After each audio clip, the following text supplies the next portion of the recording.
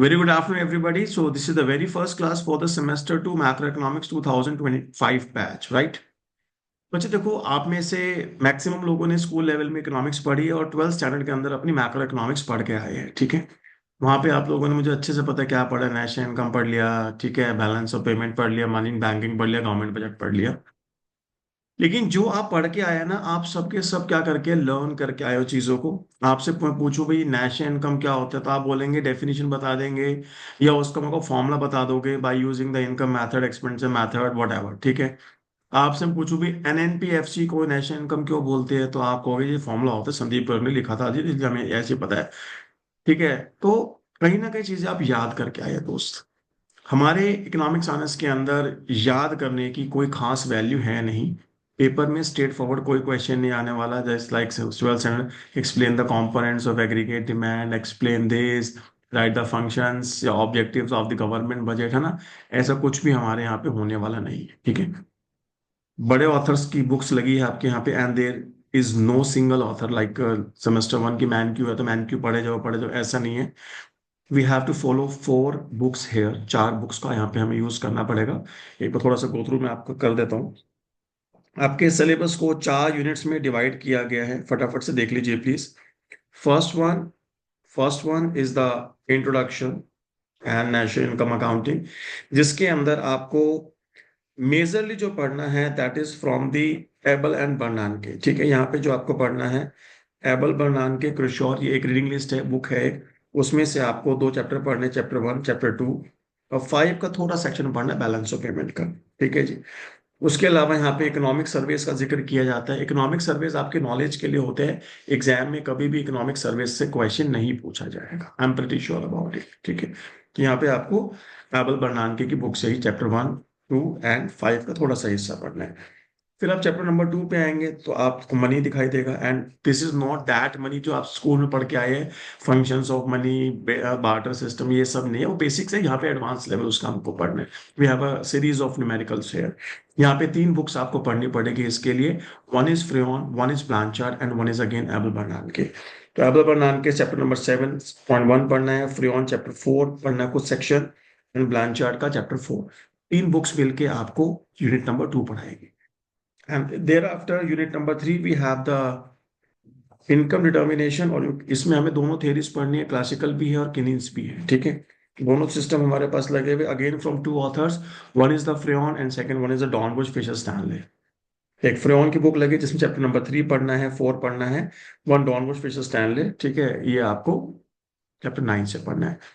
And the most technical topic of your syllabus, unit number 4, ISLN, which you have to do from DFS, Dornbusch Fisher, and this chapter number 10 and 11 will make you understand the meaning of economics honors.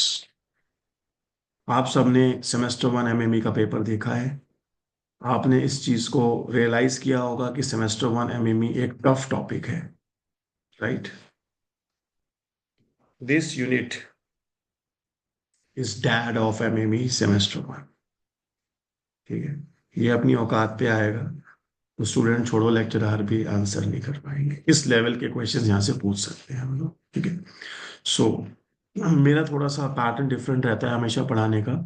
मैं कभी sequence में पढ़ा ही नहीं सकता। आप बोलो मैं unit 1 पहले पढ़ाऊँ फिर 2 पढ़ाऊँ, नहीं, मैंने कभी जिंदगी में ऐसा पढ़ाया नहीं है। मेरा पैटर्न बड़ा सिंपल है। जो सबसे टफ चीज़ है पहले उसको पढ़ के खत्म कर दो, because tough things needs more practice, right. Exam time पे अब होता क्या है, कॉलेजेस के अंदर पहले यूनिट पढ़ाएंगे, 2, 3 ऐसे पढ़ाएंगे सीक्वेंस में, और जब 4 पढ़ाने की बारी आएगी, जब तक एग्जाम्स आ जाते हैं, बच्चे को ना प्रैक्टिस करने का टाइम मिलता, ना ही उसकी अंडरस्टैंडिंग डेवलप हो पाती। मैं सबसे पहले यूनिट 4 पढ़ाऊंगा आपको, सबसे पहले यूनिट 4 पढ़ाऊंगा, फिर 3 पढ़ाऊंगा, फिर 2 पढ़ाऊंगा, फिर 1 पढ़ाऊंगा, ठीक है। अच्छा, फिर बच्चा कहता है सर मेरे तो इंटरनल्स है, आई हैव इंटरनल्स। आप यूनिट 1 कैसे करेंगे हम इंटर्न्स में, don't worry, I share the recordings of unit 1। Recordings paper सारी है, डोंट वरी अबाउट दैट, ठीक है। बट मैं लाइव जो पढ़ाऊंगा पहले वो यूनिट नंबर 4 पढ़ाऊंगा। और मैं बच्चे कभी भी म्यूट करके नहीं पढ़ाता हूँ, so you all have right to speak. But मेरी क्लास में बोलने के 2 तरीके हैं, जब मैं बोलूँ तब आपको जवाब देना है, खुद से कुछ बोलना चाहते हो तो पहले हैंड रेज होना चाहिए। हैंड रेज करने से पहले अपना कैमरा ओपन कर लेना, otherwise I will not entertain your query. Is it clear to everybody? Yes. Yes sir. Yes sir. चलिए, तो सिलेबस में ज्यादा दिमाग ना लगा करके हम पढ़ना स्टार्ट करते, because this syllabus is available everywhere, her websites पर अवेलेबल है, इसमें कुछ खास नहीं है, ठीक है। जो खास है, ठीक है, वो हम पढ़ना स्टार्ट करते हैं जी। आइए, नोटबुक्स प्लीज निकाल लीजिए, साथ साथ नोट करिएगा, ठीक है। एक अच्छे से नोट्स बनाएंगे हम सब मिलके सेमेस्टर एंड तक, that will become a booklet.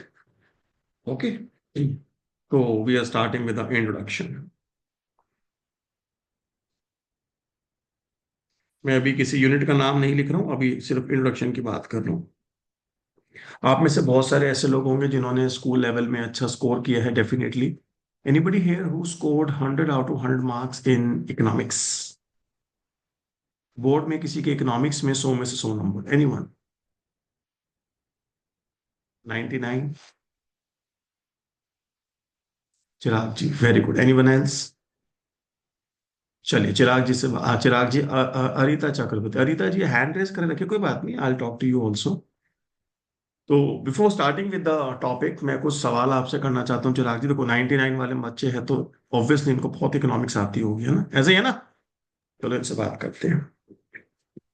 दोस्त, आप लोगों ने एक टॉपिक पढ़ा था स्कूल के अंदर, कुछ ऐसे एक कर्व बनाया करते थे आप, एक 45 डिग्री की लाइन बनाते थे, 45 डिग्री का कर्व बनाया करते थे। मेरा आपसे सवाल है चिराग जी, ये कौन सा कर्व होता था? Please name it. सर ये अपना एग्रीगेट सप्लाई कर्व है ना ये।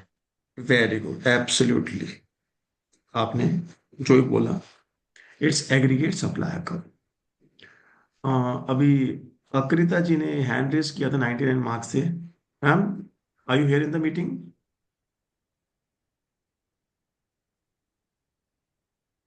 वैसे देखिए, मेरा ना पढ़ाने का तरीका बड़ा सीधा है, मैं इंटरेक्ट होके ही पढ़ाऊंगा, ठीक है। अगर मेरे को वन वे देना हो तो I can issue the recordings of all syllabus, लेकिन मेरा पढ़ाने का पैटर्न ही कुछ ऐसा है कि मैं चाहता हूँ कि आप लोग पूरा इन्वॉल्व रहिए मेरे साथ। Naman ji, you are from Hansraj college, right? So obviously आप यस एक ब्रिलियंट स्टूडेंट है, ब्राइट स्टूडेंट, तभी आप हंसराज में हैं। आप बताएंगे इसका नाम एग्रीगेट सप्लाई कर्व है या कुछ और भी कहते थे इसको? सर इसको वाई इनकम भी कहते थे आई थिंक। इनकम लाइन भी कहते थे, वेरी गुड। इनको हम इनकम लाइन भी कहते थे, right? Anyone here from LSR और SRCC? Anyone here from lady Shriram college और Shriram college of commerce? Please raise hand. Hindu Hansraj? Nobody? क्या बात है, ऐसा हो ही नहीं सकता, शर्म कर रहे हैं आप। चलिए दोस्त, Vanshika Gupta ji, you are from मैत्री कॉलेज, राइट? मैम, क्या बोलते हैं, कौन सा कर्व होता है ये? सर सप्लाई करो। Supply curve, very good. अभी एक हैंड रेस था हमारे बीच, कहाँ गया, दोबारा से हैंड डाउन हो गया। हाँ जी दोस्त, जिसने हैंड रेस किया था, आप बताइए, विनायक अग्रवाल जी, आप बताइए कौन सा कर्व है ये? सर सप्लाई कर। Supply curve. बस मैं सबके मुंह से सुनना चाहता हूँ, बिकॉज आप सबने ये रट के आए हो कि 45 डिग्री लाइन को एग्रीगेट सप्लाई कर्व कहते हैं, या कोई कोई इसको इनकम कर्व कहता है, कोई कोई ऐसा है। आपकी नॉलेज के लिए बता दूं, ना ये इनकम लाइन है और ना ही ये एग्रीगेट सप्लाई। और मैं जो बात कहता हूँ, मैं बिना प्रूफ के बात नहीं किया कभी। क्या तो किताब में लिखा है, आई डोंट केयर, ऐसी हजारों किताब हमने पढ़ी है और लिखी है, हमें छोड़ो उस चीज को, ठीक है। तो ना तो ये एग्रीगेट सप्लाई कर्व है और ना ही ये इनकम लाइन है, इट इज समथिंग एल्स। तो इसलिए मैं आपको कह रहा हूँ, आपसे मैं पूछूं एग्रीगेट डिमांड क्या होता है, आप कहते हैं जी कंजम्पशन और इन्वेस्टमेंट्स को जब हम ऐड कर देते हैं, जिन्होंने पढ़ा है मैं उनकी बात करता हूँ, कि हम कंजम्पशन को टू सेक्टर मॉडल में कंजम्पशन और इन्वेस्टमेंट को ऐड कर देंगे तो हमको एग्रीगेट डिमांड मिल जाएगा। एब्सोल्युटली रॉन्ग, ऐसा भी नहीं मिलता है, ठीक है। और मैं जो बोलूंगा मैं गूगल पे चेक करवाऊंगा जी, ठीक है। सो प्लीज, इसलिए कह रहा हूँ, जिनके अंदर थोड़ा सा ये ईगो आ जाती है थोड़ी सी कि हाँ भाई, I am my school topper, I am in S R, I am in L S R, ठीक है, तो मेरे को तो भगवान जितनी इकोनॉमिक्स आती है, आई एम सॉरी टू से, नहीं आती, अभी नहीं आती, but you will learn gradually, don't worry. ठीक है, तो लेट्स स्टार्ट विद इंट्रोडक्शन। अब मैं इंट्रोड्यूस करता हूँ इकोनॉमिक्स को। मैथमेटिक्स आप लोग जानते हैं दोस्त। मैंने सपोज एक रैंडमली एक चीज लिखी, मैंने कहा consumption. Consumption is a function of. Vanshika Verma ji आप बताइए, कंजम्पशन किस चीज पे डिपेंड करता है? Consumption is a function of.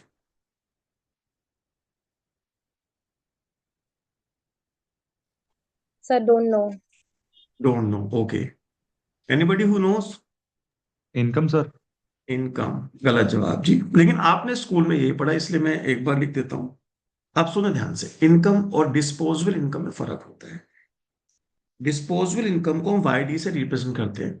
आपने सपोज करिए वाई रुपीज की इनकम जनरेट करी, उसमें से गवर्नमेंट को आपने कुछ टैक्सेस पे कर दी। मैं अभी ट्रांसफर्स पे नहीं आ रहा।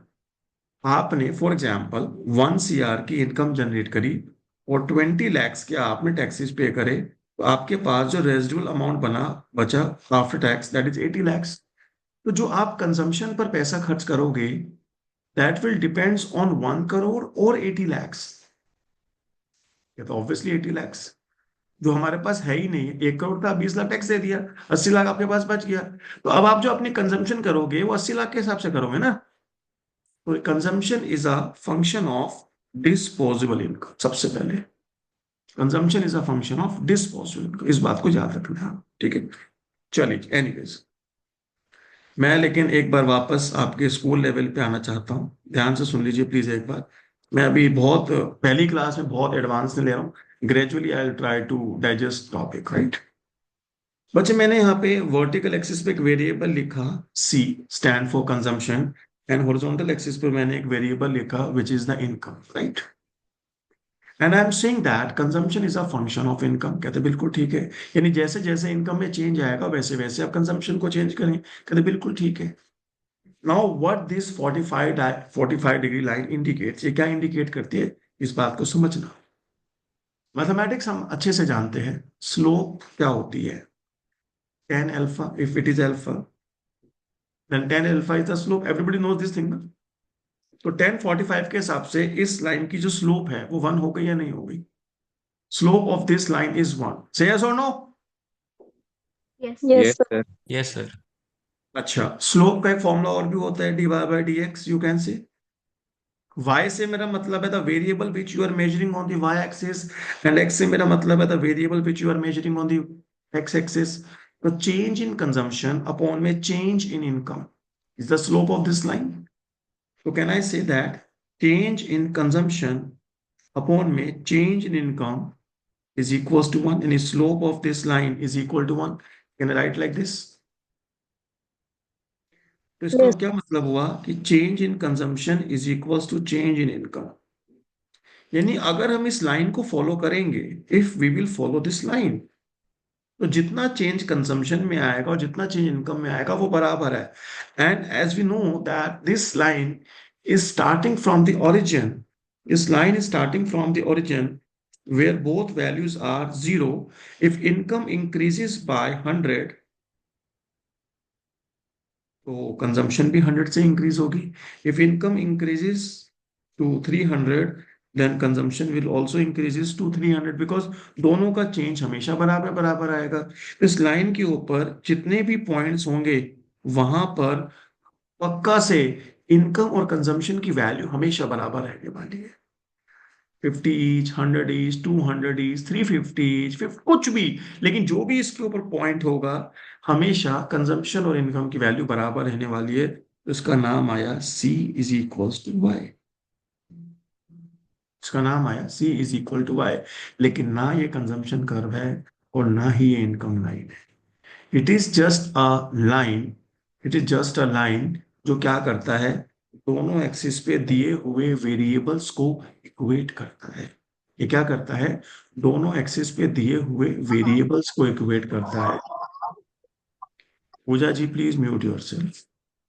अगर कल को मैं वेरिएबल्स चेंज कर देता हूं, मैंने कहा let us suppose now the variables are not consumption and this, मैंने कहा भाई वाई और हॉरिजॉन्टल एक्सिस पे इनकम लगा है, यहाँ पे गवर्नमेंट एक्सपेंडिचर लगा है। क्या लगा है जी? गवर्नमेंट एक्सपेंडिचर लगा है। Then this 45 degree line, if I will draw this 45 degree line, ये क्या इंडिकेट करेगा, y is equals to G. लेकिन ना ये गवर्नमेंट एक्सपेंडिचर फंक्शन है, ना ही ये इनकम कर्व है, ना ही ये एडी है, ना ही ये एएस है। ये कोई कर्व होता ही नहीं है। It is just a line.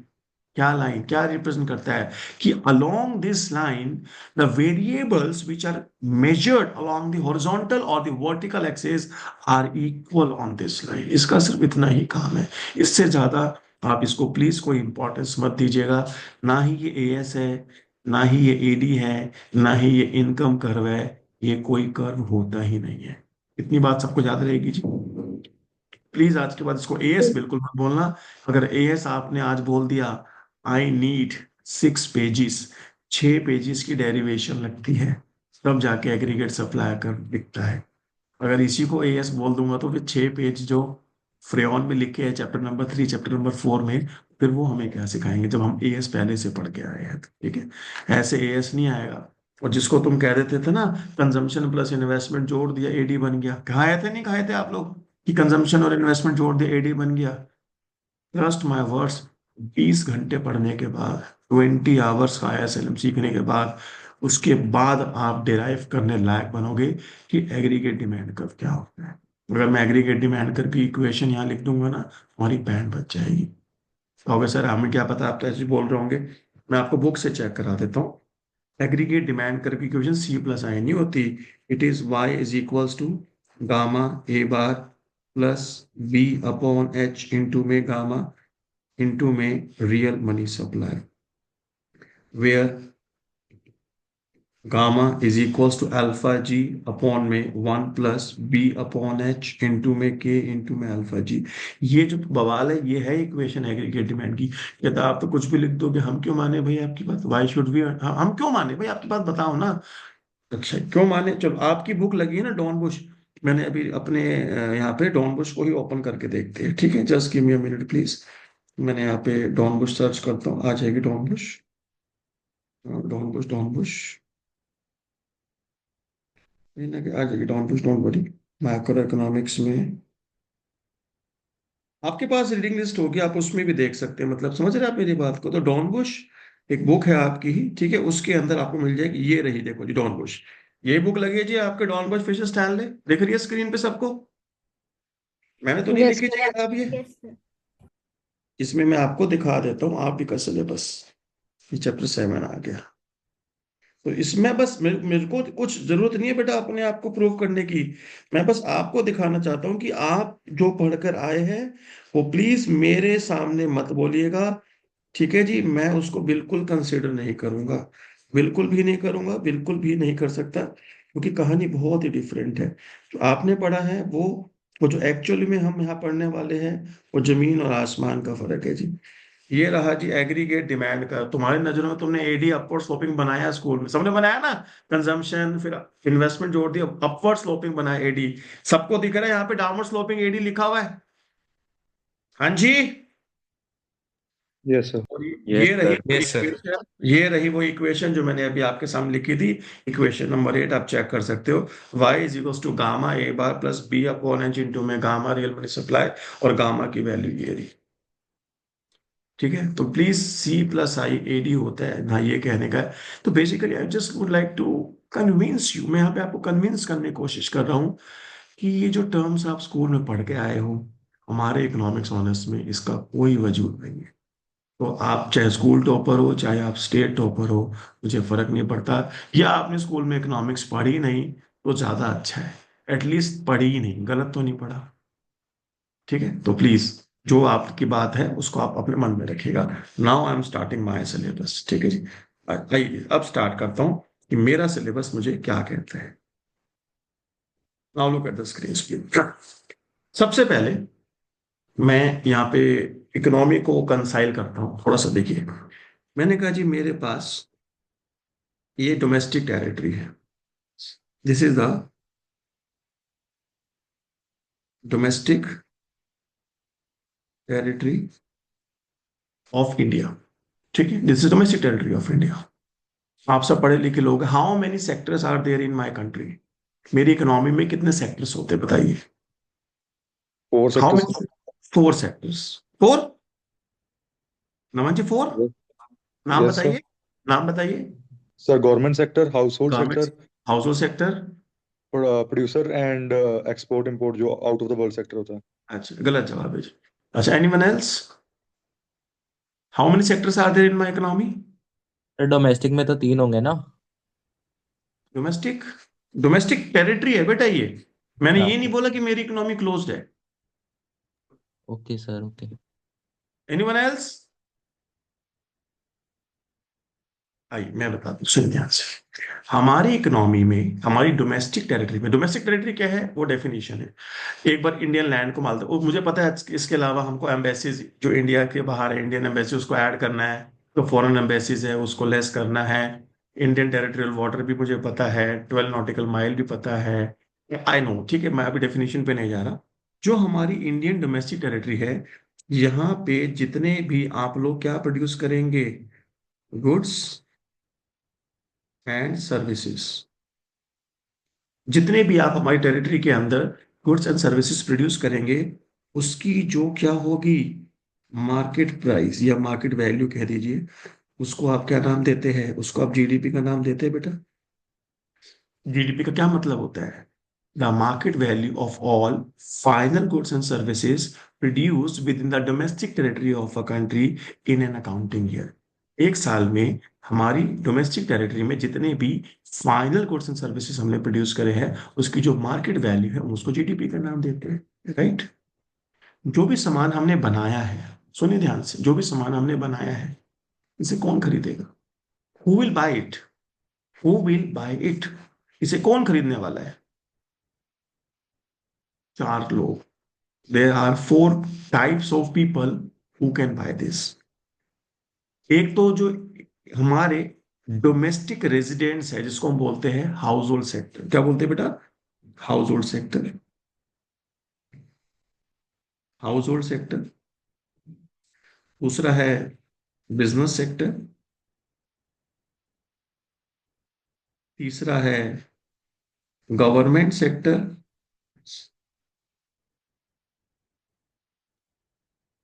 और चौथा है फॉरेन सेक्टर। जो भी सामान आपने बनाया टेरिटरी के अंदर, उसको 4 लोग मिलकर खरीदेंगे। तो मैं यहाँ एरो लगा रहा हूँ जी, ध्यान से देखिएगा प्लीज, मैं एरो लगा रहा हूँ। ये जितने भी गुड्स आपने बनाए, उसको कितने लोग खरीदने वाले हैं? 4 लोग मिलकर खरीदने वाले हैं।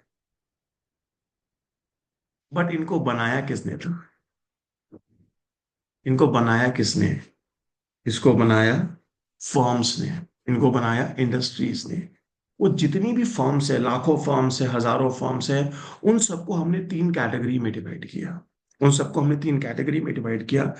Either firm belongs to primary sector, either firms belong to secondary sector, either firm belongs to tertiary sector.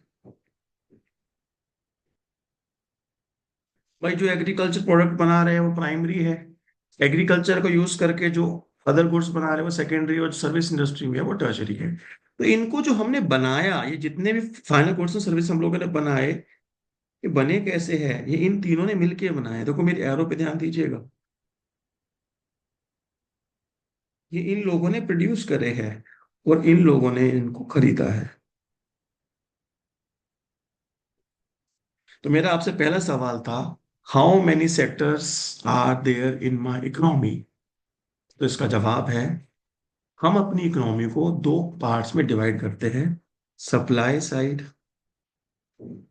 Supply side and demand side. Supply side and demand side. हमने कहा जी हमारी इकोनॉमी को हम 2 हिस्सों में बांटते हैं, एक सप्लाई साइड, एक डिमांड साइड। सप्लाई साइड से we have 3 sectors and demand side से we have 4 sectors, right guys. तो हम हमारी इकोनॉमी में जितने पार्टिसिपेंट्स हैं, या तो वो प्रोड्यूस कर रहे होंगे, मतलब इधर they are from the supply side और they are from the demand side, और बोथ। लाइक मैं अपनी बात करता हूँ, I am contributing from here, I am generating services in the economy, so I belongs to this sector. But at the same time, I purchase goods for my consumption also. So as an individual, I am demanding products for the household sector also, but I am doing my businesses also. मैं business भी करता हूँ, तो मेरा involvement business sector के अंदर भी है। मैंने लैपटॉप खरीदा, ये पेन खरीदा, आईपैड खरीदा, this is all the business sector investments. ऐसा नहीं है कि एक इंडिविजुअल का एक जगह आएगा, वो मल्टीपल जगह भी आ सकता है। आप मेरी बात समझ रहे? तो an individual can be here, can be here, can be here, और can be anywhere. Let's suppose मेरी खेती भी होती, गाँव में कि मेरी खेती भी है, तो मैं यहाँ पर भी इन्वॉल्व हो जाता। तो हमें यहाँ पे इंडिविजुअल की बात ही नहीं करनी है, बिकॉज मैक्रो इकोनॉमिक्स में आकर हमेशा we have to consider entire economy as a single unit. तो यहाँ पे इंडिविजुअलिटीज की कोई औकात नहीं है। अब मेरी बात समझ पा रहे हैं बेटा? देखो, आई am starting from the very scratch, I am starting from the very scratch. बेटा मैं भी चाहूँ तो मैं एक सेकंड में बड़े बड़े फॉर्मूले, बड़े बड़े डायग्राम्स, बड़े बड़े डेरिवेशन दिखा सकता हूँ, लेकिन वो इस बात को तो शो करेगा कि how much knowledge I have, but वो तुम्हारे सर के ऊपर से निकल जाएगा। तो इसलिए मैं क्या करता हूँ हमेशा, मैं पहले आपके लेवल पे आता हूँ। आपके लेवल का मतलब जितनी इकोनॉमिक्स आपको आती है, मुझे पता है क्या आता है, अच्छे से पता है मेरे को, तो वहां से आता हूँ, फिर धीरे धीरे स्टेप बाय स्टेप बढ़ते बढ़ते फिर आगे मूव करूंगा जी। यहाँ तक की बात सबको समझ में आ रही है? Yes. Yes, sir. Yes. तो मेरी Yes, sir. इकोनॉमी के अंदर टोटल दो साइड है, एक सप्लाई साइड है, एक डिमांड साइड है। सप्लाई साइड से 3 सेक्टर है, डिमांड साइड से 4 सेक्टर है, ठीक है? अब आगे चलते, ध्यान से सुनिएगा प्लीज। मैंने बोला हाउस होल्ड सेक्टर जो एक्सपेंडिचर करते हैं, हाउस होल्ड सेक्टर जो एक्सपेंडिचर करते हैं उसको हम क्या बोलते हैं? Consumption expenditure. क्या बोलते हैं बेटा? Consumption expenditure, consumption expenditure. Business sector जो एक्सपेंडिचर करते हैं उसे क्या कहलाते हैं? Investment expenditure, investment expenditure. Government sector जो खर्चा करता है उसे क्या कहते हैं? Welfare expenditure, sir. Government expenditure. क्या बोलते हैं जी? Government expenditure. नाउ दिल थाम के बैठिएगा जी, सवाल सुनना बहुत ध्यान से, बचपन से गलत पढ़ते आ रहे हो, आज तक गलत पढ़ रहे हो, आज पहली बार सही सुनोगे। सुन लीजिए, stop writing please, please stop writing, just look at the screens. House hold sector जो जो खर्च किया उसको क्या बोलते हैं? Consumption expenditure. बिजनेस सेक्टर ने जो खर्च किया उसे क्या बोलते हैं? Investment expenditure. गवर्नमेंट सेक्टर जो खर्च करता है उसे बोलते हैं गवर्नमेंट एक्सपेंडिचर। और जो हमारी डोमेस्टिक टेरिटरी के बाहर जो लोग रहते हैं, रेस्ट ऑफ द वर्ल्ड में जो लोग रहते हैं, वो खर्च करते हैं, उसे क्या बोलते हैं? Exports. एक्सपोर्ट्स या net exports? Net exports. Net x, सब लोग नेट एक्सपोर्ट्स पढ़ के आए हो स्कूल, मुझे याद है। आपने कहा था ये कंजम्पशन, ये इन्वेस्टमेंट, ये गवर्नमेंट एक्सपेंडिचर, ये नेट एक्सपोर्ट, इन चारों को ऐड कर देंगे तो ये एग्रीगेट डिमांड आ जाएगा। ये आप रट्टा मार के आए हो जी। पहली बात तो ये एडी नहीं होता, दूसरी बात ये नेट एक्सपोर्ट नहीं होता। क्यों नहीं होता? I show you derivation right now. एक बात समझना, सुनना ध्यान से। मैंने कहा ये सामान मेरे हिंदुस्तान में बना है, मेरी टेरिटरी में सामान बना है, जो अगर हमने खुद भी खरीद लिया तो कंजम्पशन एक्सपेंडिचर। ये सामान बिजनेस वालों ने खरीद लिया इंडिया के तो इन्वेस्टमेंट एक्सपेंडिचर, सरकार ने खरीदा, गवर्नमेंट इसमें। अंग्रेज, अंग्रेज का मतलब anybody who is not residing here, उसको मैं अंग्रेज कह रहा हूँ यहाँ पे, इवन पाकिस्तानी इज अंग्रेज फॉर मी। तो वो जो सामान हमारा खरीद रहा है वो सिर्फ हमारे गुड्स खरीद रहा है, तो हमारे लिए क्या है? वो एक्सपोर्ट्स है, नेट एक्सपोर्ट्स है? Exports ही है, sir. एक्सपोर्ट्स है ना, तो I am writing exports here, but आप लोग इसको नेट एक्सपोर्ट्स कहते थे। आप लोग नेट एक्सपोर्ट्स क्यों कहते थे वो सुनना ध्यान से दोस्त। ये जीडीपी, जीडीपी का सिंबल है भाई। मेरी बात सुनना बहुत ध्यान से, सब लोग इस बात का जवाब दीजिएगा मेरे को। मान लीजिए अब तो खैर चलो इंडिया में बनना स्टार्ट हो गया है। मैंने कोई प्रोडक्ट परचेज किया, let suppose I purchased this product, मैंने एक आईफोन परचेज किया, लेट सपोज ये this is not Indian, obviously देने वाला है भी नहीं, ये चाइना में या यूएस प्रोडक्ट है, ठीक है? इसको मैंने परचेज किया, क्या ये हिंदुस्तान की टेरिटरी में प्रोड्यूस किया था हमने? No sir. नहीं मानते ना? मानते इस बात को? ये हमारी टेरिटरी का प्रोडक्शन नहीं है, तो क्या इसको बेचकर जो पैसा कमाया वो हमने कमाया? नहीं। वो उस कंट्री की इनकम में काउंट होगा जहां ये बना है। हमारी कंट्री की इनकम में क्या काउंट होगा? जो हमारी टेरिटरी में बना है, जो हमने प्रोड्यूस किया है, चाहे वो हिंदुस्तान में बिके चाहे वो हिंदुस्तान के बाहर बिके, वो मैटर नहीं करता। हमारी इनकम क्या होगी? जो हमारे यहाँ पे गुड्स प्रोड्यूस करेगा। Is it clear? लेकिन लेकिन लेकिन सुनिए ध्यान से, जो कंजम्पशन हम यहाँ पे कर रहे हैं, आप और मैं, we both belongs to household sector, right? क्या आप सारे वही प्रोडक्ट परचेज करते हैं जो टेरिटरी में बने हैं हमारी? The answer is big no. We are consuming, we are spending on two categories. एक वो गुड्स जो हमारी टेरिटरी पे बने हैं और एक वो गुड्स जो दूसरे की टेरिटरी पे बने हैं। तो कंजम्पशन को मैंने ब्रेक कर दिया सीडी प्लस सीएफ। सीडी का मतलब consumption expenditure on domestic goods and CF का मतलब consumption expenditure on foreign goods. Getting my point guys? तो being a household sector जो हम अपने कंजम्पशन कर रहे हैं, उसकी दो कैटेगरी होती है। या तो हम कंजम्पशन एक्सपेंडिचर कर रहे हैं उन गुड्स के ऊपर जो हमारी टेरिटरी में प्रोड्यूस किए गई है, या हम कंजम्पशन कर रहे हैं उन गुड्स के ऊपर जो हमारी टेरिटरी में नहीं बनी। तो CD plus CF. Is it clear to everybody? से यस और no? Yes, sir. Yes. Similarly जो इन्वेस्टमेंट एक्सपेंडिचर है उसकी भी दो कैटेगरी बनी, आईडी प्लस आईएफ।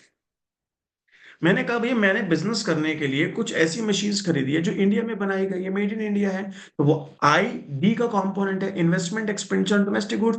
लेकिन कुछ मैंने रॉ मटेरियल या कुछ मैंने मशीनरीज या मैंने कोई टेक्नोलॉजी बाहर से इंपोर्ट करी है, that is not made in India, तो that is IF, investment expenditure on foreign produce goods, right?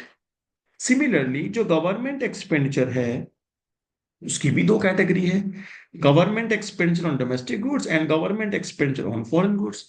भाई गवर्नमेंट एक्सपेंडिचर कर रही है या तो वो सामान पे खर्च कर रही है पैसा जो हमारे हिंदुस्तान की मैन्युफैक्चरिंग है, या सरकार भी तो इंपोर्टेड गुड्स लगाती है। सरकार ने मेट्रो बनाई, सरकार ने अभी मान लीजिए जेट प्लेन्स परचेज करे, है ना, ये बड़े बड़े राफेल, ये अलग अलग नाम आते हैं, तो ये मेड इन इंडिया तो नहीं है ना। They all are a government expenditure, but they are not made in India. The government is also spending on the goods which are not produced in India. The government is also spending on the foreign goods. यहाँ तक की बात सबको समझ में आती है? Yes. Similarly, foreigner जो हिंदुस्तान में टेरिटरी में नहीं रहता, जो बाहर रहता है, रेस्ट ऑफ द वर्ल्ड है, वो व्यक्ति अगर हमारे गुड्स खरीदता है तो हमारे लिए क्या कहलाएगा? वो एक्सपोर्ट्स कहलाएगा। क्या कहलाएगा जी?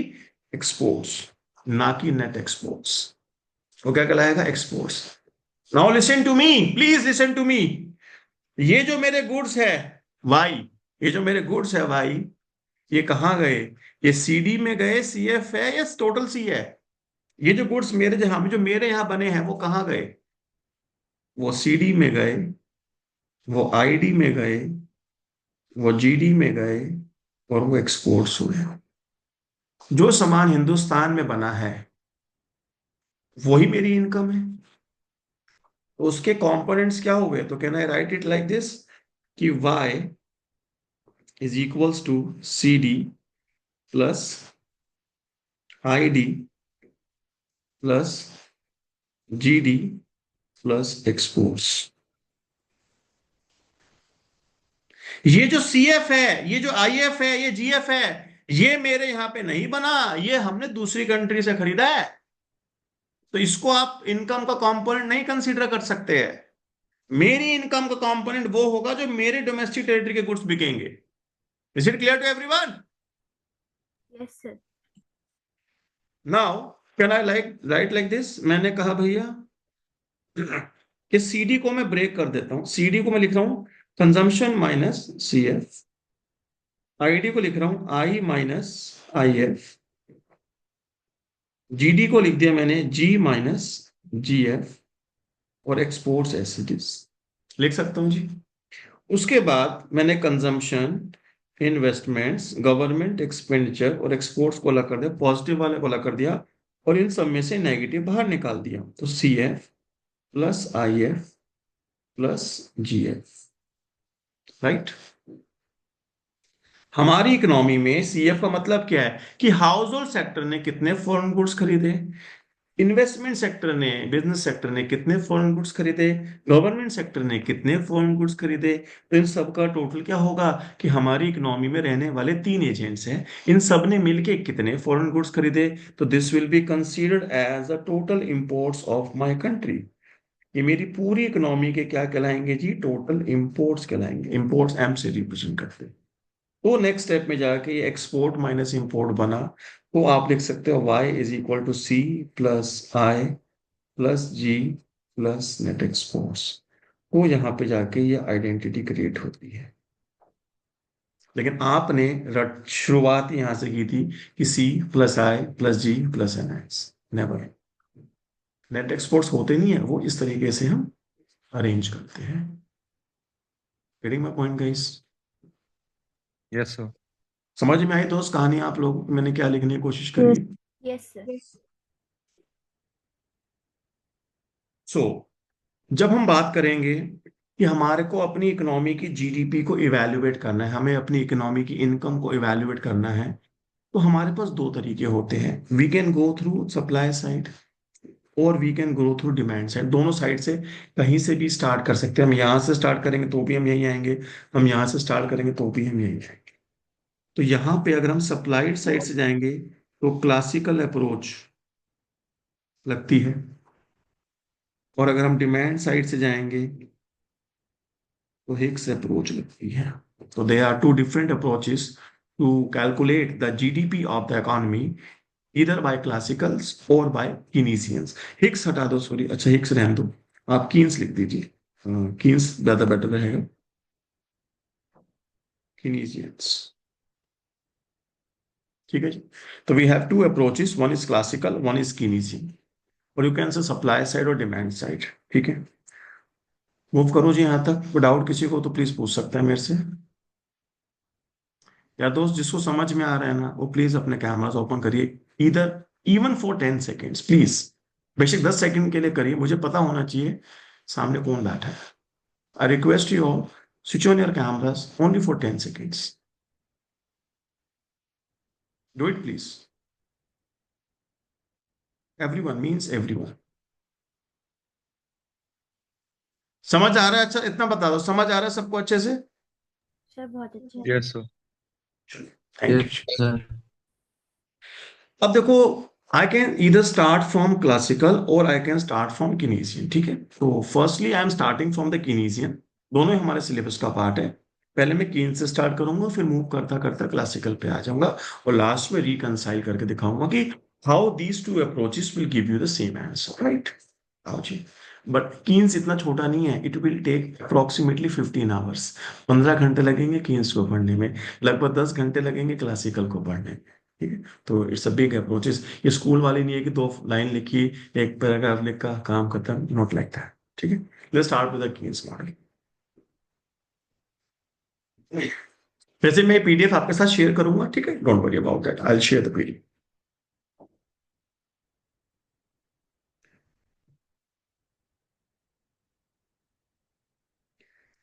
देखिए जी, मेरे को इंग्लिश थोड़ी कम आती है बोलनी। अगर किसी को कोई लैंग्वेज इश्यूज हो तो आप प्लीज मुझसे बता सकते हैं। ठीक है, hopefully you all are comfortable in my English language, right?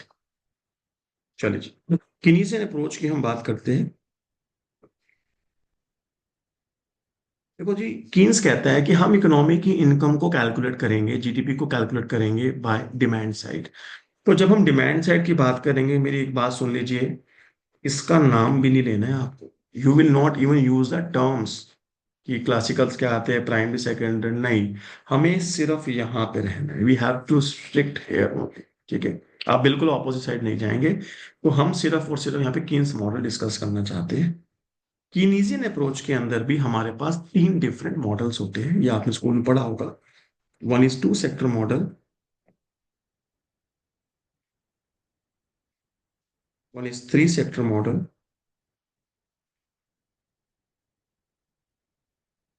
And one is 4 sector model, या हम इसको ओपन इकोनॉमी मॉडल भी कहते हैं।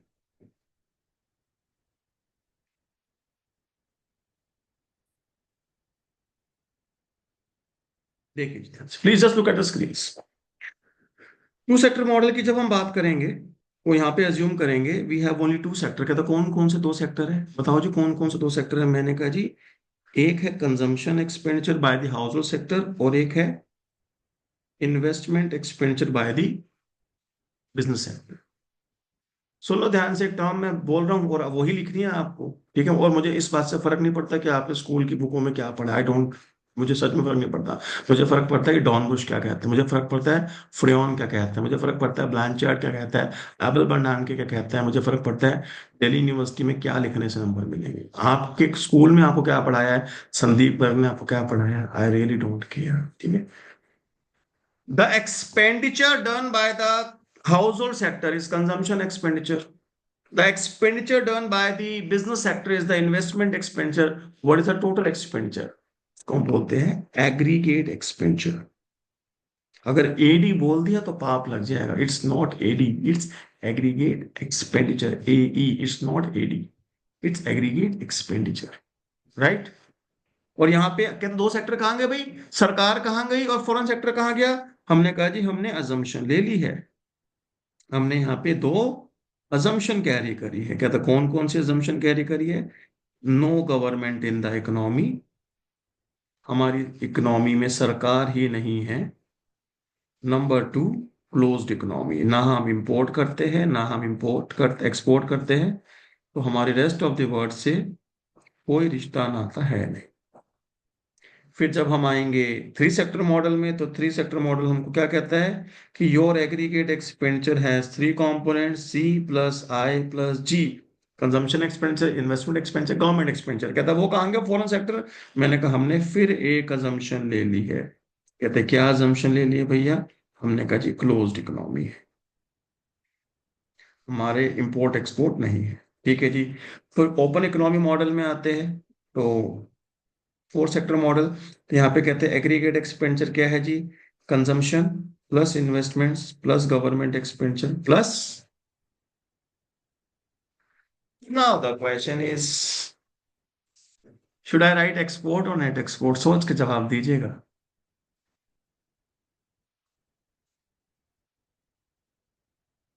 Sir export. देखो सुनना मेरी बात ध्यान से नेट समझिए, सुन ली दोस्त, रटने से कुछ होगा ही नहीं। आधे लोग बोलेंगे एक्सपोर्ट, आधे लोग बोलेंगे नेट एक्सपोर्ट, मैं कुछ भी लिख दूंगा, हाँ में हाँ मिला दोगे। ऐसे हाँ में हाँ मिलाना छोड़ दो यार, बड़े बनना है, बड़े लेवल पे इकोनॉमिक्स पढ़नी है, ठीक है। अभी तो अंडर ग्रेड कर रहे हो, सेमेस्टर 2 है, 2 भी पता नहीं है नहीं, साले में सेमेस्टर 1 का रिजल्ट नहीं आया। I don't know whether you are in 2 और स्टिल, आप खुद नहीं पता, ठीक है। MME का पेपर बहुत बड़ा भयंकर आया, और मैं बताऊँ MME paper was not difficult, okay okay था, उसका लेवल है इतना। इसलिए कह रहा हूँ जो यूनिट 4 यहाँ लगेगी ना वो उसका डैड है। और कहीं सेमेस्टर 3 में माइक्रो से आपकी मुलाकात हो गई, रोज आओगे, ठीक है। तो अभी तो तुमने इकोनॉमिक्स ऑनर्स ली है, आप इकोनॉमिक्स ऑनर्स की बारी है, ठीक है। तो मजा आएगा। आप जो लोग कहते हैं ना, मैं पूछता हूँ लोगों से यार कि please I am saying some words, don't take it otherwise. आप जैसे बहुत सारे स्टूडेंट्स आते हैं सेमेस्टर 1 में आ जाते हैं, आप अपनी जगह बिल्कुल ठीक हो, मैं गलत नहीं कहता, फोन आता है सर ट्रायल चाहिए, ऐसे बोले ट्रायल चाहिए, मैं मन में कहता हूँ मैं चूजे 11वीं 12वीं इकोनॉमिक्स पढ़ के आया और PMJ ट्रायल लेगा। मैं जितनी तेरे को पूरी इकोनॉमिक्स आती नहीं इतनी तो मैंने ऐसे निकाल दी, मैंने ले छोड़। ऊपर से बच्चा क्या कहता है, सर मैंने ना 11th 12th में इकोनॉमिक्स नहीं पढ़ी थी, तो क्या क्या चेक करें, मुझे इकोनॉमिक्स आती है नहीं आती। मैं कहा भाई DU में 1.5 लाख बच्चे पढ़ा चुका हूँ, 1.5 लाख स्टूडेंट्स में ऑलरेडी सर्व कर चुका हूँ।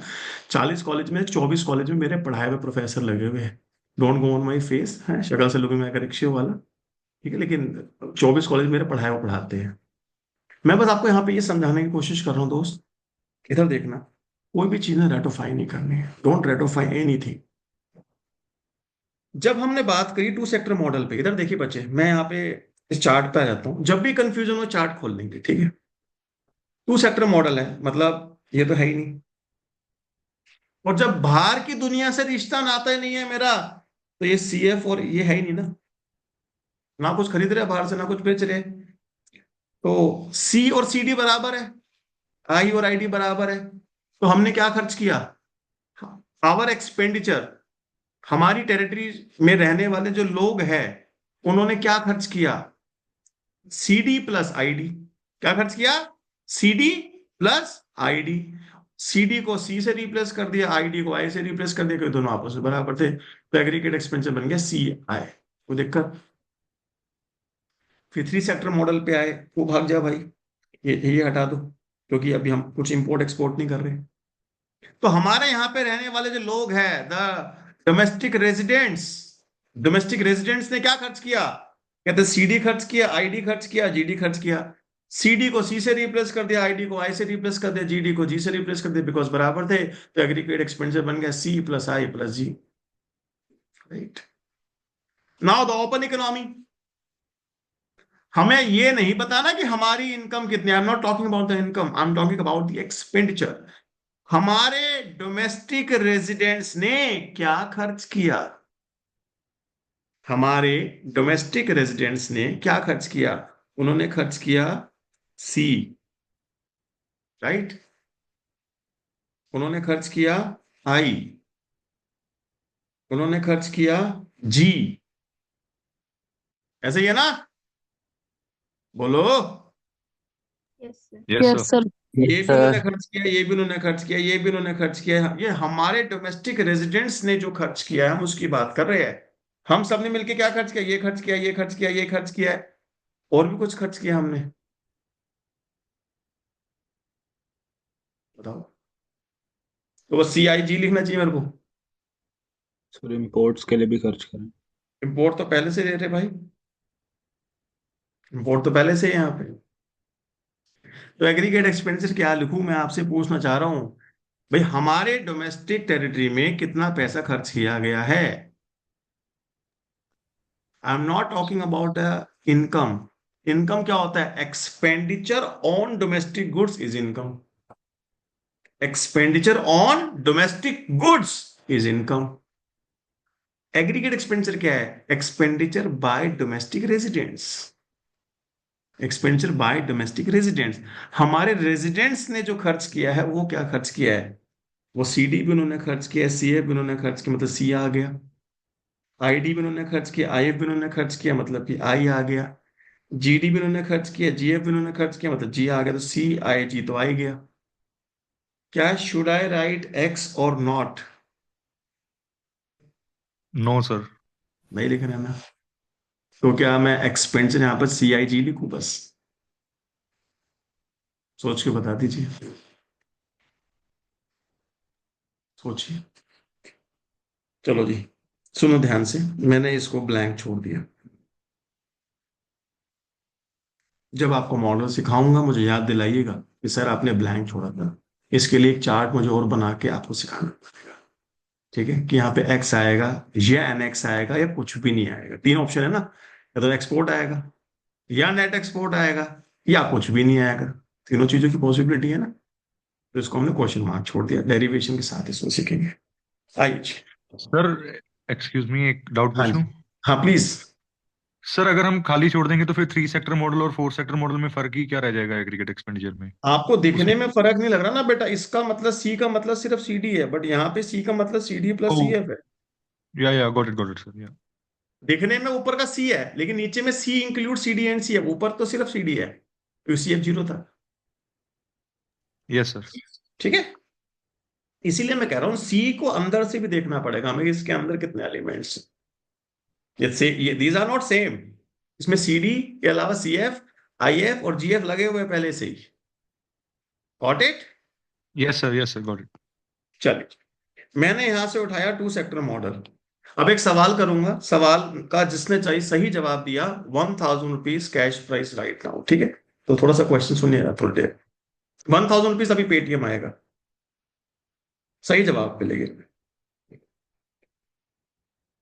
2 sector model.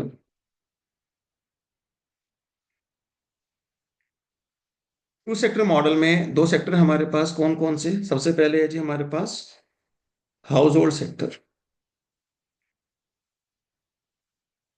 House hold sector ये जो एक्सपेंडिचर करता है, हाउस होल्ड सेक्टर जो एक्सपेंडिचर करता है, क्या कहलाता है बेटा? Consumption expenditure. Consumption expenditure represented by capital C। Now look at the screens please, look at the screens. जो सिंबल मैं बताऊंगा वही सिंबल लिखना है, आप चेंज नहीं कर सकते प्लीज। मैं नहीं कहता, डॉन बुश कहता है। आप कैपिटल सी का मतलब अलग होता है, छोटे सी का मतलब अलग होता है, ये सी प्राइम पूंछ वाले सी का मतलब अलग होता है, सी के ऊपर डॉट लगा उसका मतलब अलग होता है, सी के ऊपर कैप लगा उसका मतलब होता है। हमारी दुनिया में बहुत तरीके की सी है, ठीक है। तो जो सी की बात हम करेंगे उसी सी की बात आपने करनी है, आप अपनी मर्जी से। और आपकी स्माइल जो बता रही है, मैं वो सी नहीं कहना चाहता, मेरा यहाँ से कंजम्पशन की वैरायटी थी, ठीक है। सबके अलग अलग नाम है जी हमारे पास, ठीक है। तो प्लीज आप सिंबल्स अपनी मर्जी से बिल्कुल चेंज नहीं करेंगे, मतलब नहीं कर सकते, ऑप्शन नहीं है आपके पास चेंज का। Consumption function, consumption is a function of disposable income. Now look at the screen please. कुछ रफ वक्त समझाना चाहता हूं, देखिए। डिस्पोजेबल इनकम क्या होती है? कहते हैं जी, जो इनकम हमने इकोनॉमी में अर्न करी, वाई, उसमें से पहले हम गवर्नमेंट को टैक्सेस देंगे और गवर्नमेंट हमको कुछ ट्रांसफर्स देती है। गवर्नमेंट हमको कुछ ट्रांसफर देती है। अब जैसे मैं टैक्सेस बोल देता हूँ आपके दिमाग में आता है, हाँ भाई दो टाइप के टैक्स होते हैं, एक डायरेक्ट टैक्स और एक इनडायरेक्ट टैक्स। मैं उसका जिक्र नहीं कर रहा। मैं ट्रांसफर बोलता हूँ तो बच्चे सब्सिडीज मान लेते हैं। There is a huge difference between subsidies and transfer, ठीक है। जब थ्री सेक्टर मॉडल आऊंगा तब समझाऊंगा, डिटेल में क्लास लगेगी टैक्सेस के ऊपर भी सब्सिडीज के ऊपर भी। अभी आप खाली मीनिंग समझिए। जो पैसा हमने कमाया पूरी इकोनॉमी ने मिलके, उसमें से हमने कुछ टैक्स पे किए सरकार को, फिर गवर्नमेंट ने हमको कुछ ट्रांसफर्स दे दिए। जो पैसा हमारे पास बच गया खर्च करने के लिए, उसको बोलते हैं डिस्पोज ऑफ करने के लिए। The amount which we have left to dispose off, इसलिए उसका नाम रखा गया डिस्पोजेबल इनकम, जो हम डिस्पोज ऑफ कर सकते हैं, राइट। तो कायदे से हमारी जो कंजम्पशन है वो डिस्पोजेबल इनकम पे डिपेंड करती है, लेकिन but in two sector model, but in two sector model, as government is not there, तो टैक्सेस भी क्या हो जाएंगे? जीरो हो जाएंगे। ट्रांसफर्स भी क्या हो जाएंगे? जीरो हो जाएंगे। So disposable income will coincide with it. इसीलिए बस टू सेक्टर मॉडल में हम बोलेंगे कि ये जो मेरी इनकम कंजम्पशन है, ये जो मेरी कंजम्पशन है, it is a function of income. कायदे से डिस्पोजल इनकम आना चाहिए, पर टू सेक्टर मॉडल में गवर्नमेंट ना होने की वजह से, गवर्नमेंट ना होने की वजह से टैक्सेस जीरो हो गए, ट्रांसफर जीरो हो गए, और ये दोनों कोइंसाइड कर गए, right. Is it clear to everyone? Yes sir. Yes sir. बेटा, रियल लाइफ के अंदर और एकेडमिक्स में डिफरेंस होते हैं, डिफरेंस को समझिएगा। ट्रांसफर का क्या मतलब है? बेसिकली हमको कोई स्कॉलरशिप मिल जाती है, बिना कुछ करे हमको कुछ पैसा मिल रहा है। Generally the transfers are given by the government, like आज की डेट में केजरीवाल सरकार ने अनाउंसमेंट करी हुई है, if I win the election of Delhi government, I will give 2100 rupees transfers to every women of Delhi, है ना। ऐसी कुछ अनाउंसमेंट्स है, करेंगे नहीं करेंगे that is a later on things, ठीक है। तो ये सब ट्रांसफर्स है ना, सही है सुनो। मेरा Yes. आपसे सवाल है, मेरा आप सवाल है, क्या रियल लाइफ में सिर्फ गवर्नमेंट ट्रांसफर देती है? क्या स्कॉलरशिप, रिलायंस फाउंडेशन है वो भी तो स्कॉलरशिप देता है। एक आईटीसी कंपनी है जिसके नोटबुक्स आप परचेज करते हैं क्लासमेट के नाम पे, उसके पीछे लिखा होता है ना, जितनी कॉपी बिकेगी हर कॉपी के ऊपर 25 पैसा हम स्कॉलरशिप देंगे नीडी स्टूडेंट्स को। क्या ITC is a government? Answer is big no. तो in the real life, transfers can be given by other sectors, मतलब गवर्नमेंट के अलावा और लोग भी ट्रांसफर्स दे सकते हैं। बट फॉर आर सिंप्लिसिटी हम अज्यूम करके चलेंगे हमारे सिलेबस में कि ट्रांसफर सिर्फ कौन देता है? गवर्नमेंट देता है। कोई प्राइवेट एंटरप्रेन्योर अगर ट्रांसफर दे रहा है तो हम उसको स्ट्रिक्टली इग्नोर करेंगे हमारे सिलेबस में। हमारा सिलेबस मतलब डॉन बुश की भाषा में, जो हमारे ऑथर है उनकी भाषा में, ठीक है। जब वो कहता है कि गवर्नमेंट ना होने की वजह से ट्रांसफर जीरो हो गए, तो क्या मतलब है इसका? हमने इम्प्लाई ले लिया ना, इम्प्लीकेशन क्या हुई कि transfers are given only by the government, no private person can give the transfers. तो यहाँ पे लेकिन रियल लाइफ में ऐसा नहीं होता, इसलिए हमेशा रियल लाइफ से आप कंपेयर करोगे एकेडमिक्स को, तो उसको हम काफी क्लोज रिलेट कर पाएंगे, बट 100% नहीं कर पाएंगे। एकेडमिक्स अलग चलती है। तो हमने कहा जी consumption is a function of income. वैसे डिस्पोजेबल इनकम होता है 3 सेक्टर 4 सेक्टर में जाएंगे तो बाई डी लिखेंगे, यहाँ पे डिस्पोजेबल इनकम लिखेंगे। But in the absence of the government sector we are assuming that taxes and transfer are zero, so the income coincides with the disposable income. Now, consumption has two components. Consumption has two components. One is autonomous, one is induced. What is autonomous and one is induced? Autonomous का एक नाम और भी होता है exogenous, induced का एक नाम और भी होता है endogenous। एक होती है ऑटोनॉमस कंजम्पशन, एक होती है इंड्यूस कंजम्पशन। दोस्त सुनना मेरी बात बहुत ध्यान से, please look at the screens. आपने आज तक जो मैक्रो इकोनॉमिक्स पढ़ी वहां पर आपने नाम सुना था इसका, बिल्कुल नाम आप सुनकर आए हो, what is the meaning of autonomous consumption, induce consumption. बस वहां पे जो आपने डेफिनेशन पढ़ी थी वो क्या लिखी थी? ऑटोनॉमस कंजम्पशन वो होती है जो जीरो लेवल ऑफ इनकम पे होती है। ऑटोनॉमस कंजम्पशन वो होती है जो जीरो लेवल ऑफ इनकम पे होती है और ये कांस्टेंट होती है। ऐसा कुछ आपने पढ़ा, राइट? ये स्टेटमेंट गलत है, this is not a good statement. मैं इसे रिवाइज कर रहा हूं, ध्यान से सुनिएगा। मैं यहाँ पे कंजम्पशन फंक्शन को, ऑटोनॉमस कंजम्पशन को जो सिंबल है वो कैपिटल ए बार है।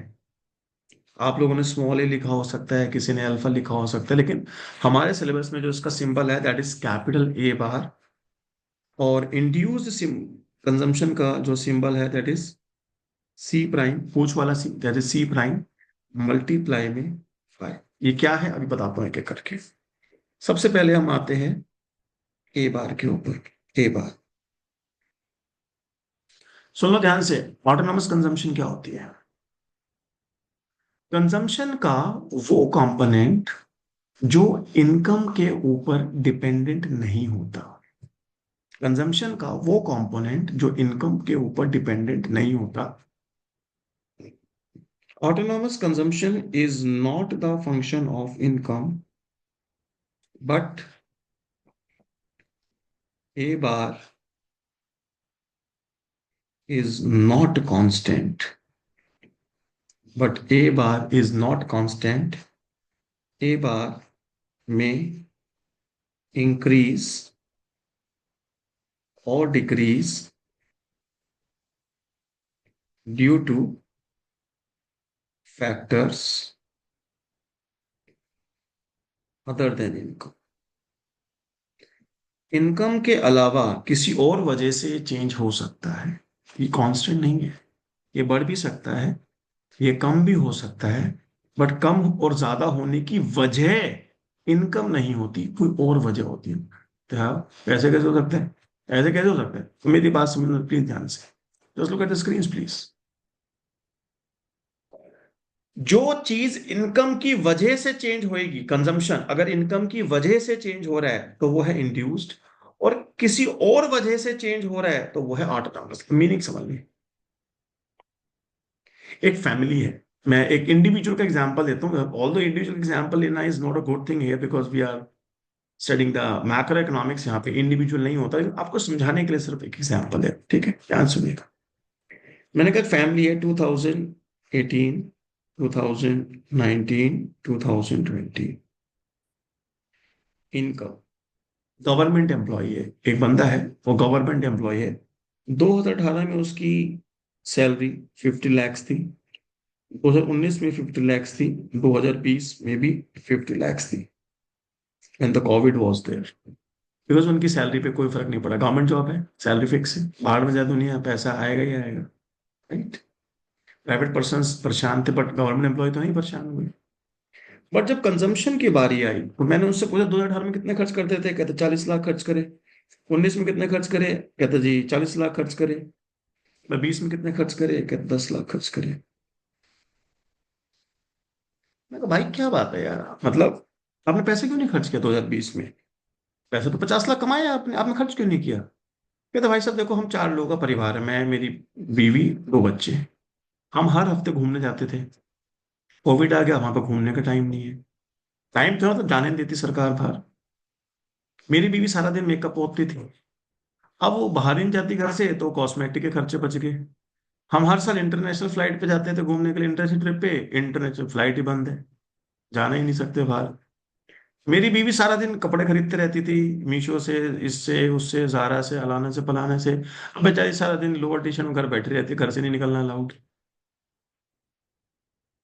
बात तो ठीक है, कहता खर्च कहाँ करूं, I don't have reason to spend. Getting my point? तो ये जो उसकी कंजम्पशन पैटर्न चेंज हुआ है, ये जो कंजम्पशन उसकी गिर गई 30 लाख से, गिर गई कंजम्पशन, क्या इसकी कंजम्पशन इसलिए गिरी है कि इसके पास पैसे कम थे खर्च करने के लिए? No, sir. There is some another reason. The change in consumption is due to change in income? No, due to any other reason. तो ये जो उसकी कंजम्पशन में चेंज रिफ्लेक्ट हुआ है, ये ऑटोनॉमस कंजम्पशन चेंज हुई है, समझे? अगर ये प्राइवेट पर्सन होता, एक प्राइवेट एंटरप्रेन्योर है, वो कहता जी मेरी तो इनकम ही 12 लाख रह गई, काम ही नहीं है, कोविड आ गया, ये है भाई, इसलिए मैंने कम खर्च करे। Change in induced consumption. बस सीधी सीधी बात, अगर आपकी इनकम को हम, आपकी कंजम्पशन को हम दो कैटेगरी में डिवाइड करते हैं। हम कहते हैं भैया आप जो खर्चा कर रहे हो या तो आपकी इनकम की वजह से है या किसी और वजह से चेंज आएगा। अगर कोई और वजह है, उसकी वजह से इनकम, उससे कंजम्पशन चेंज हो रही है, that is you are considering the autonomous consumption. सुन लीजिए, ये कांस्टेंट नहीं होती, ये बिल्कुल भी कांस्टेंट नहीं होता। लोग कहते हैं ऑटोनॉमस मतलब कांस्टेंट होता है, नो, ऑटोनॉमस मतलब कांस्टेंट नहीं होता। ऑटोनॉमस का क्या मतलब होता है? Which is not the function of income, it can increase और decrease due to reason other than income, right? Okay, Yes, yes sir. Sir. Yes sir. ये होगा जी हमारा ए बार। दूसरा है सी प्राइम। सी प्राइम का मतलब होता है बेटा MPC, marginal propensity to consume. Marginal propensity to consume. सुनना जी ध्यान से please, MPC, marginal propensity to consume, इसका मतलब होता है change in consumption due to change in income. अगर मेरी इनकम बढ़ेगी, उसकी वजह से कंजम्पशन में कितना चेंज आएगा, राइट? अब आप सबने रट्टा मार लिया, कहते क्या रट्टा मार लिया? That this C prime belongs to 0 to 1 inclusive intervals. ये सबने याद कर लिया, आपकी नॉलेज के लिए बता दो ये गलत है, ठीक है? सुन लो, आइए look at the screen please, please look at the screen. बड़ा अच्छा एग्जाम्पल है मेरे पास आज की डेट में देने के लिए। एक कंट्री है, स्मॉल कंट्री, स्मॉल तो नहीं बोलूंगा, गाजा की बात करते हैं, ठीक है? You all are aware of the fact, right? Income क्या होती है? इनकम वो होती है जो हमने अपने गुड्स एंड सर्विसेज हमारी टेरिटरी में प्रोड्यूस करे, वो इनकम होती है। आज की डेट में क्या इनकम है उनकी? नथिंग। क्या वहां पे जो लोग रेजिडुअल है वो कंज्यूम नहीं कर रहे हैं? कर रहे हैं सर। कर रहे हैं ना? या तो उनको कोई हेल्प कर रहा है या उनको कोई लोन दे रहा है, दो ही बातें होगी। या तो कोई उनको हेल्प कर रहा है चैरिटी के लिए, या कोई गवर्नमेंट उनको लोन भी दे सकती है, ठीक है अभी हम आपसे लोन दे देते हैं, बाद में आप हमें वापस कर दें जब आपके सर्कमस्टांसेस ठीक हो जाएंगे, इजंट इट? मान लीजिए, मैं देखो, मैं गाजा का नाम नहीं लूंगा, कोई ऑफेंड ना कर ले, एक कंट्री है, मालूम है, हम हिंदुस्तान की बात करते हैं। मैंने खुद जो इनकम जनरेट करी वो सिर्फ करी 100 रुपए की। Increase in income is 100, increase in income is 100, मेरी इनकम बढ़ी 100 से, कहते मैंने कंजम्पशन बढ़ा दी 500 से। कहते कैसे? मैंने कहा भाई मैंने इंपोर्ट कर लिया, मैंने बाहर की दुनिया से सामान मंगा लिया उधार, क्रेडिट पे लोन ले लिया, पॉसिबल है। लेकिन अगर मेरी क्लोज्ड इकोनॉमी है, कहते हैं हमारे यहाँ पे इनकम इंक्रीज हुई 100 रुपए से, तो कंजम्पशन आप 100 से ज्यादा बढ़ा नहीं सकते ना, बाहर से सामान मंगा नहीं सकते क्योंकि क्लोज्ड इकोनॉमी है। तो आपको मैक्सिमम ये कंज्यूम कर सकते हो जो आपने यहाँ सामान बनाया है। बाहर से तो महंगाई से इंपोर्ट्स आर नॉट अलाउड। तो क्लोज्ड इकोनॉमी जब तक लगी हुई है तब तक तो हम कह सकते हैं कि हाँ भाई, इनकम का जो चेंज और कंजम्पशन के चेंज में हमेशा इनकम का चेंज बड़ा होगा या मैक्सिमम बराबर हो सकता है। बट अगर मेरी ओपन इकोनॉमी लग गई फिर तो मैं अपनी कंजम्पशन का चेंज अपनी इनकम से ज्यादा कर सकता हूँ लोन वोन लेके। से यस और नो? Yes sir. यस तो सर। जब हम कहते हैं कि एमपीसी की वैल्यू 0 1 के बीच में रहेगी कि आप जितनी इनकम बढ़ाओगे उससे ज्यादा कंजम्पशन नहीं बढ़ा सकते, तो this statement is valid till the assumptions restrict us. Which assumption? Closed economy. अगर मैं ओपन इकोनॉमी में जाऊंगा तो ये खत्म हो जाएगी कहानी। Is it clear to everyone? Yes sir. चलो ठीक। And MPC into Y, this is induced consumption. Induced consumption, which is a function of income. In fact, there is direct relationship. In fact, there is direct relation between income and induced consumption. जैसे जैसे income बढ़ेगी वैसे वैसे induced consumption बढ़ेगी, right? तो मेरा जो in totality consumption function बना वो बना C इज इक्वल्स टू, अच्छा एक काम करिए, मैं एक सिंबल छोटा सा चेंज कर देता हूँ। Look at the screen please. Redefine करूँ तो आपको आगे जाके वापस ए बार दिखाऊंगा, एक बार आप रुक जाइए। आप इसे सी बार कर लीजिए, इसे सी बार लिख दीजिए। ऑटोनॉमस कंजम्पशन को सी बार से दिखाइए। अब ऑटोनॉमस कंजम्पशन सी बार से दिखाइए एक बार, बाद में इसे एक बार ले आऊंगा। अभी अभी सी बार कर लीजिए। Make it C bar please. C bar plus C prime Y, ठीक है? तो C bar, C equals to C bar plus C prime. Now this will become my consumption function. Now मैंने कहा था एक क्वेश्चन पूछूंगा मैं आपसे 1000 रुपीज का। Now the question is coming. वही लोग पार्टिसिपेट कर पाएंगे जिनका कैमरा ओपन रहेगा। अगर आपका कैमरा ओपन नहीं है तो आप इसमें पार्टिसिपेट नहीं कर सकते, ठीक है? If you would like to open your webcam and would like to participate in this question, you can all.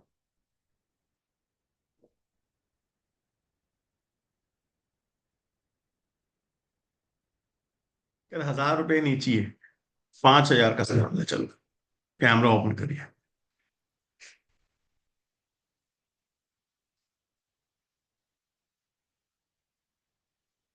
Semester 2 exempted from the fee. Fee खत्म कर दो सेम 2 की, जिसका सही जवाब होगा। एमएमई स्टैट्स मैक्रो तीनों की फी एग्जेम्प्ट कर दो।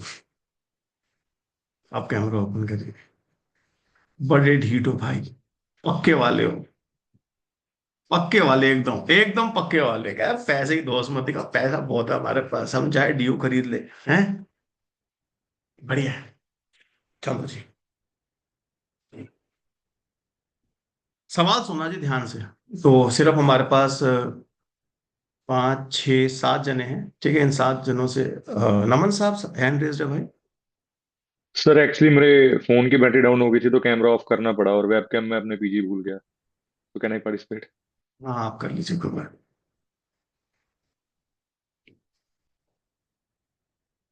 नमन जी पहला सवाल ही आपसे पूछूंगा, ठीक है? कल को दिल में रह जाएगी कि मेरा बैटरी सही होती उस दिन तो मैं जंग जीत जाता है।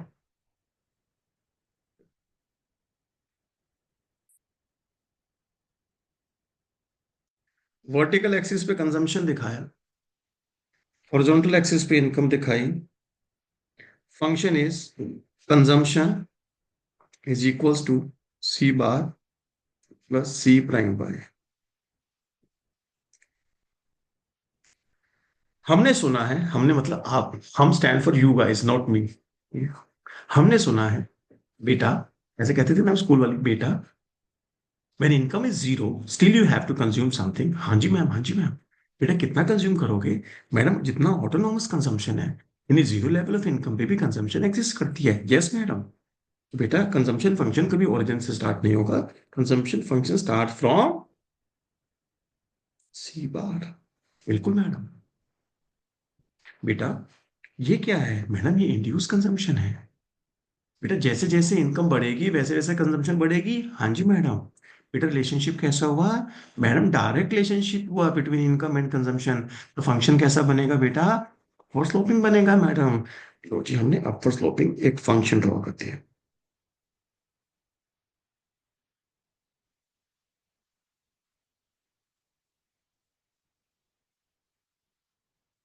स्कूल में सबने ऐसे ही कर्व बनाया है।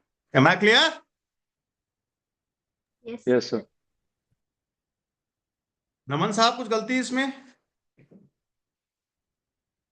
स्कूल के हिसाब से तो सही है अभी। ठीक है जी। वंशिका वर्मा जी, कोई गलती इसमें? No, sir. जानवी जी, कोई गलती इसमें? नहीं, मेहुल, sir. मेहुल, वंशिका गुप्ता, प्रज्ञा?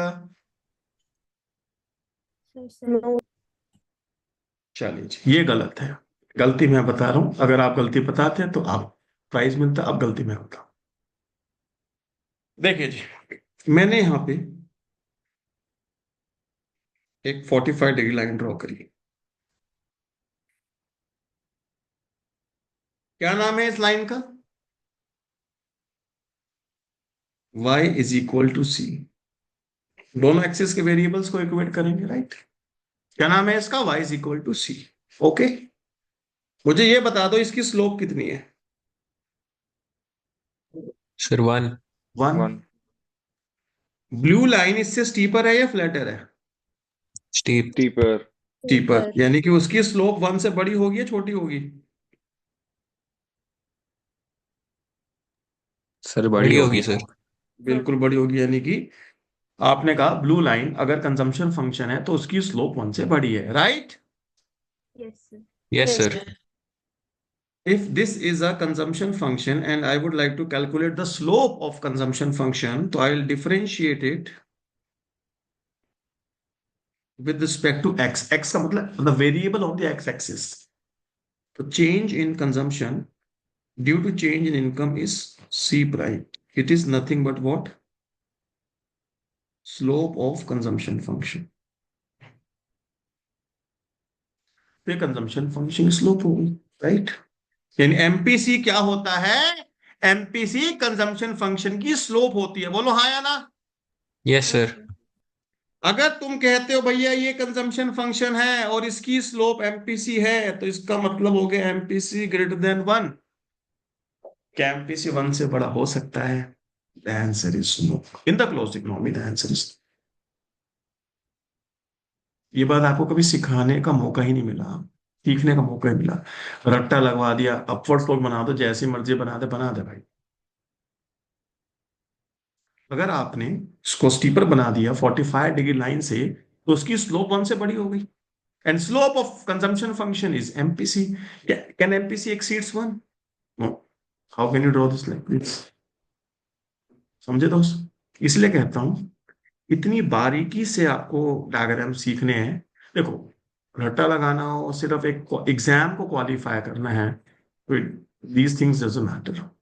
लेकिन जितने एंथुसियास्टिक आप लोग हैं, जितने ड्रीम्स आपके हैं, वो ड्रीम्स खाली इको ऑनर्स से पूरे नहीं होंगे।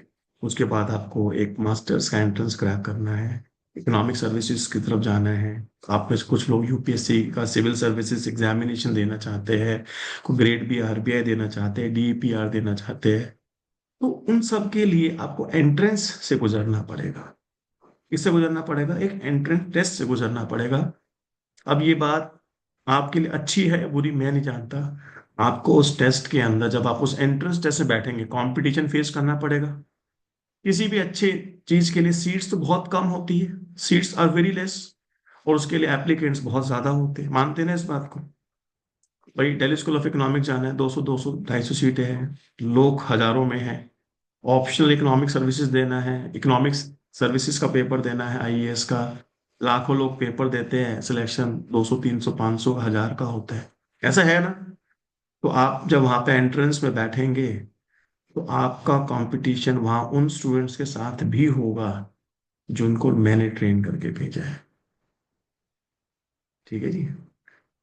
तो या तो आप भी उस कैटेगरी में आओ कि हाँ भाई ट्रेनिंग लेके जाओ, या कोई भी ट्रेनिंग ना लेके जाए, लेकिन जिनको मैंने पर्सनली ट्रेन करके भेजा है, 2 2 3 3 साल मैंने उनको पढ़ाया, फिर वो एक एंट्रेंस एग्जाम में जा रहे हैं, तो रट्टू तो होता है, उसके आसपास भी भटक नहीं सकता। तो पहले ही बॉल में बाहर हो जाएंगे रटने वाले। या तो सारे रटने वाले हो, ऐसा तो नहीं होगा, हम भी ट्रेन करके भेजेंगे किसी न किसी को, है ना।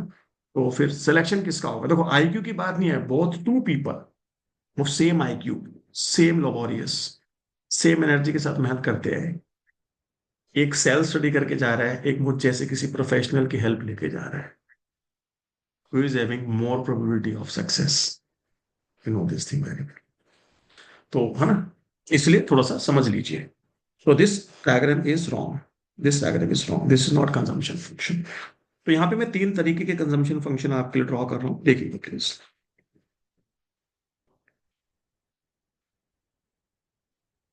ये 45 डिग्री लाइन है बेटा, y is equal to c,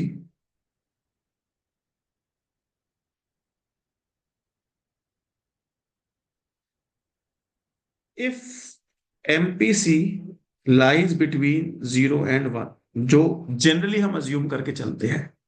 अगर MPC की वैल्यू 0 से बड़ी है मतलब हॉरिजॉन्टल तो नहीं है, कंजम्पशन का स्लोप पॉजिटिव है, और 1 से छोटी है तो मतलब इससे फंक्शन कैसा आना चाहिए? फ्लैटर आना चाहिए। भाई इसकी स्लोप, इस लाइन की स्लोप 1 है और उसकी स्लोप 1 से छोटी है, तो छोटे वाला फ्लैटर होगा ना। तो consumption function must be flatter than this 45 degree line. समझ गए? 2 एक्सट्रीम केसेस बनते हैं इसके, 2 एक्सट्रीम केसेस लगे हैं। जब तक क्वेश्चन स्पेसिफिकली उसके बारे में नहीं बोलेगा, आप भी उसके बारे में नहीं बोलेंगे।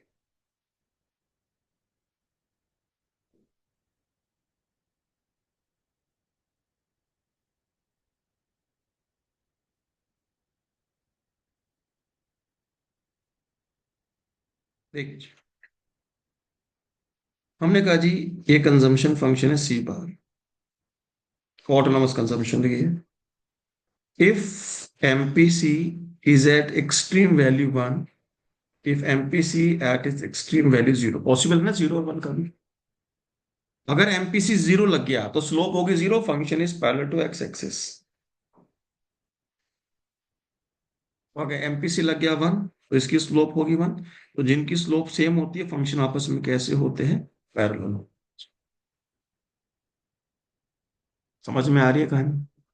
इन the absence of any information we will always follow this one. अगर कुछ नई क्वेश्चन बोलेगा तो हम इसको हमेशा फॉलो करेंगे। यहां तक ये कहानी सबको क्लियर है जी? यहां तक कोई डाउट? क्लियर है सर पूरा। No sir. Everybody, I need answer of everyone. बेटा यहां तक कोई डाउट किसी को? No sir. No sir. चलिए जी। बेटा आज देखो सिर्फ मैंने एक इंट्रोडक्टरी क्लास लेनी थी, तो मैं आपको थोड़ा सा ब्रीफ कर देता हूँ कि आगे आने वाली क्लासेस कैसे रहने वाली है। ठीक है, मैं यहाँ पे वीडियो रिकॉर्ड नहीं कर रहा आगे। ठीक है, मैं अब रोक रहा हूँ वीडियो को, नॉर्मल पर्सनल हिसाब से बात करूंगा।